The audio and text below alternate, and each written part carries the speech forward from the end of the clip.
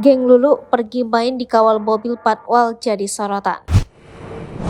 Belum lama viral usai memaki siswi magang di pusat perbelanjaan, beredar video memperlihatkan gaya seleb TikTok Probolinggo Lulu pamer liburan naik mobil Toyota Alphard di kawal mobil patwal.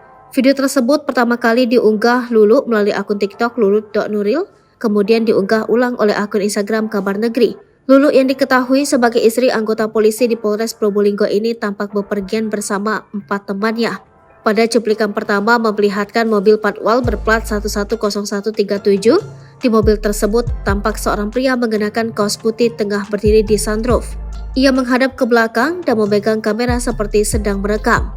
Ternyata pria tersebut merekam aksi Lulu dan seorang temannya yang tengah menikmati jalanan dengan berdiri di atas sunroof Alphard penomor polisi L88HW. Cuplikan selanjutnya, Lulu dan keempat temannya terlihat kompak mengenakan kerudung hitam, baju merah dipadukan celana jeans. Mereka berbaris kemudian maju seolah sedang memperkenalkan diri. Diketahui kelima wanita itu merupakan istri polisi, istri lurah, istri pengusaha cupang, dan istri pengusaha kaya raya. Sementara pada video terakhir, Lulu merekam suasana di dalam Alphard yang sedang berjalan di kawal patwal.